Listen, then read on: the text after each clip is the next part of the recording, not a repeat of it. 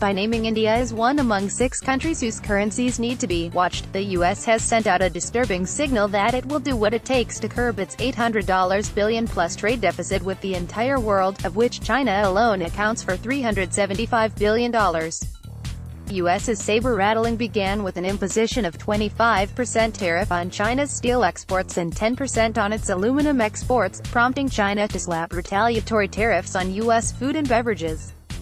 The latest move underscores that the Trump administration is on a mission to carve out a world trade order to its liking.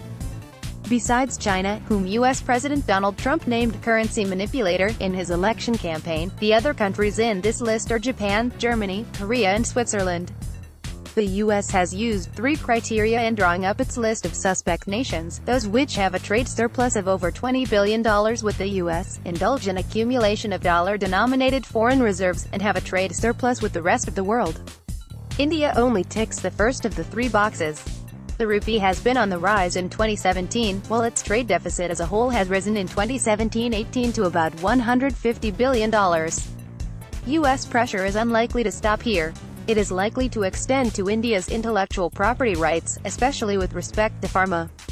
India should play its cards carefully, by exploring, for instance, markets in China created by the hike in China's tariffs on U.S. food products such as corn, soybean and sugar. In these uncertain times, India should also focus on domestic demand as a growth driver and invigorate its Make in India program. With its exports at 20% of GDP, it is better placed to adjust to trade shocks than overtly export-driven Southeast Asian economies, such as Malaysia and Thailand. The U.S. is also barking up the wrong tree by inveighing against currency manipulators. The greenback depreciated by about 10% in 2017 against a basket of 6 currencies, while the renminbi recorded its sharpest appreciation in 9 years. The rise of the renminbi has occurred despite a sharp increase in China's holdings in U.S. treasuries in 2017, perhaps an indication that the exchange rate movements are linked more to fundamentals than financial flows. The U.S. inability to bridge its trade deficit points to a productivity crisis, rather than mere currency games. Despite being awash with cheap money, it appears that finance excelled at the expense of the real economy, post-2008. Meanwhile, China has virtually exited the low-wage arbitrage game, while its own consumption demand has improved.